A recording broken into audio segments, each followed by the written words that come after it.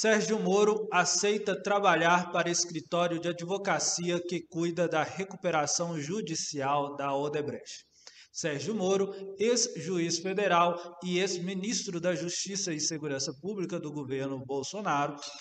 é anunciado como novo sócio-diretor da consultoria Alvarez e Marçal, escritório de advocacia internacional que cuida da recuperação judicial da Odebrecht, empresa diretamente afetada pelas ações da Lava Jato, na qual o ex-juiz atuou. Então, o juiz Sérgio Moro, né, ele dispensa apresentações, né? Vocês com certeza sabem, conhecem quem é Sérgio Moro, quem foi o ex-juiz federal que condenou o ex-presidente Luiz Inácio Lula da Silva, que cuidou das investigações do processo, que cuidou do processo da Lava Jato, que afetou diretamente grandes empresas brasileiras, as empresas da Odebrecht, da OAS, e além de ter afetado os interesses da Petrobras também, né? Uma operação que hoje a gente tem notícias fartas da sua grande ilegalidade, do seu grande impacto, não só político no Brasil, como também econômico, jurídico no Brasil, a repercussão econômica, jurídica da Operação Lava Jato, que foi diretamente conduzida pelo ex-juiz e ex-ministro da Segurança Pública, o Sérgio Moro. Se não bastasse a sua complexa relação com a direta eleição do presidente Jair Bolsonaro, retirando da disputa eleitoral de 2018 o seu principal concorrente, que foi o ex-presidente Luiz Inácio Lula da Silva, que se não fosse concorrer à eleição, com certeza, estando em liberdade, ele teria um grande impacto decisivo naquele processo eleitoral, e depois de ter conduzido de forma absurda, cheio de parcialidade, cheio de medidas controversas do ponto de vista jurídico e do ponto de vista político também, ele aceitou. Logo depois de encerrada a eleição de 2018, ele aceitou ser ministro da Justiça e Segurança Pública do governo de Jair Bolsonaro, né? Num anúncio amplamente controverso, que deixou escancarada a sua parcialidade, o seu interesse, porque até mesmo o presidente Bolsonaro já afirmou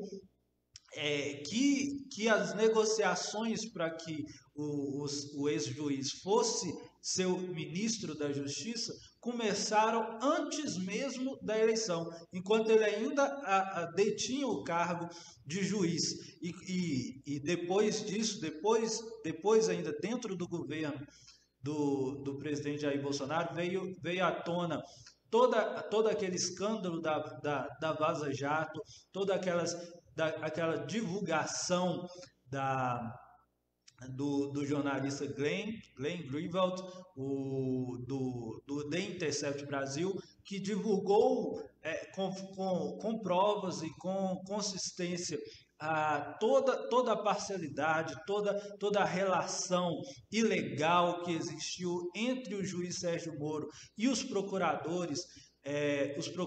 federais que cuidavam da denúncia e da acusação do ex-presidente Lula e de toda a Operação Lava Jato junto à 13ª Vara Federal de Curitiba. E tudo isso veio à tona e mesmo assim ele manteve o cargo de ministro da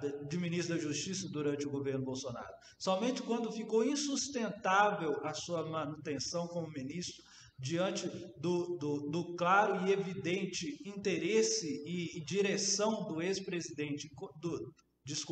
do atual presidente Jair Bolsonaro em utilizar seu cargo para proteger sua família, proteger seus filhos de investigações diretamente interferindo na Polícia Federal e no sistema de justiça, no Poder Judiciário brasileiro, para proteger os seus filhos e para blindá-los de investigação, somente aí. E mesmo assim, muito depois de ter conhecimento dessas condutas ilegais e ilícitas do atual presidente, que o ministro renunciou ao seu cargo e deixou, de fato, o governo de Jair Bolsonaro. Mas é muito questionável o momento que ele fez isso, o porquê que ele fez isso, as suas justificativas não são convincentes. Ele deixou o governo porque não conseguiu os seus interesses pessoais. Então fica cada vez mais claro a parcialidade do ex-juiz e ex-ministro Sérgio Moro quando conduziu a Lava Jato, quando foi ministro da Justiça do governo Bolsonaro, mesmo dentro do ministério do governo Jair Bolsonaro, mesmo diante de todo o interesse do Bolsonaro em utilizar do cargo de presidente diretamente para proteger a sua família e proteger os seus filhos de investigação, fica mais claro ainda que o próprio Sérgio Moro ele tinha mais do que o próprio presidente Jair Bolsonaro um projeto pessoal, um projeto de poder. Não é à toa que agora ele assume um cargo de sócio-diretor dentro do escritório de advocacia Alvarez e Marshall, que cuida da recuperação judicial da Odebrecht. E, além disso, eu trago aqui para vocês a informação que o escritório que o Sérgio Moro aceitou ser sócio-diretor, ele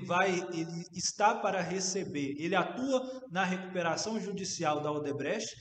e da OAS, que foram empresas diretamente afetadas pela Operação Lava Jato. E afetadas como? A Operação Lava Jato, ela conduziu uma investigação sobre as empresas de tal forma que ficou inviável a manutenção da empresa. Então, a Operação Lava Jato, a forma como ela foi conduzida, as suas investigações, utilizando medidas inquisitórias, persecutórias contra empresas nacionais e atendendo interesses de grandes grupos econômicos internacionais, afetou economicamente essas empresas de tal forma que elas estão à beira de falência e passando por processo de recuperação judicial. E o escritório Alvarez e Marshall, que o Sérgio Moro agora é anunciado como novo sócio-diretor, ele está para receber 34,8 milhões de reais pela sua atuação como na administração da recuperação judicial das empresas da Odebrecht e OAS. Então, o Sérgio Moro, vindo a ser sócio-diretor, ele está para ter parte em todo esse dinheiro. Então, veja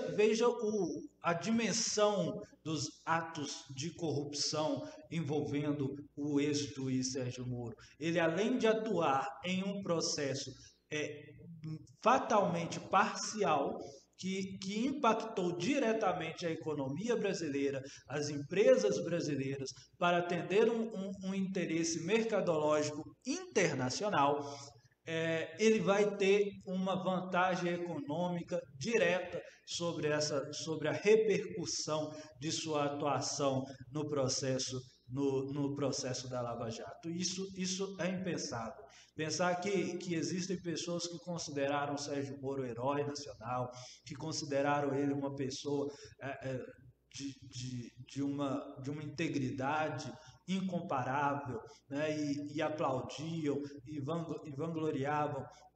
a sua condução no processo da Lava Jato, a sua perseguição contra o ex-presidente Luiz Inácio Lula da Silva, que já ficou claro que foi uma perseguição política, toda a vantagem política que o Sérgio Moro recebeu e agora vantagem econômica direta da sua atuação, deixam cada vez mais claro a parcialidade com que ele conduziu esse processo e o judiciário brasileiro impotente em reconhecer essa parcialidade, em dar a devida justiça e a devida responsabilização ao ex-juiz, que, apesar de não exercer mais o cargo de juiz, continua tendo a vantagem, recebendo a vantagem de sua atuação parcial e que comprometeu a política e a economia brasileira, afetando diretamente empresas importantes, empresas nacionais importantes e afetando o resultado político do Brasil nos últimos anos, né? Isso é impensável, né? E aqui, só para ficar em um exemplo, ele foi responsável por vazar um áudio de interceptação ilegal da ex-presidente Dilma Rousseff, afetando diretamente, contribuindo para afetar a estabilidade política do Brasil. Então, e de pensar que hoje se cogita que Sérgio Moro seja uma opção de centro ao Jair Bolsonaro. Impensável. O Sérgio Moro não é centro, nunca foi centro, não é centro na sua conduta de vida, na sua atuação política, na sua atuação como juiz, na sua atuação agora como particular, na vida particular, como advogado. Nenhum ato, nenhuma conduta, nenhum ato da sua vida que se torna público corrobora a noção, a ideia de que ele seja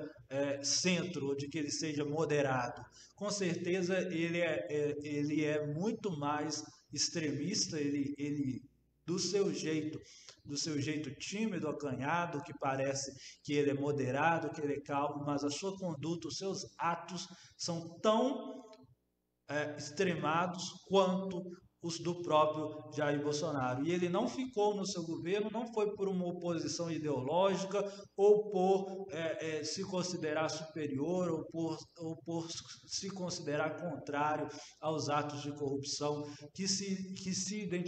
ele identificou de forma tarde no governo do presidente Jair Bolsonaro. Foi justamente porque ele percebeu que ali ele já tinha esgotado todas as vantagens pessoais que ele poderia receber naquela função e acabou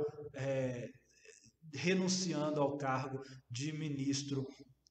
do presidente Jair Bolsonaro, né? É lamentável essa conduta de um juiz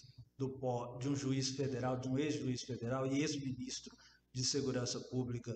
do Brasil.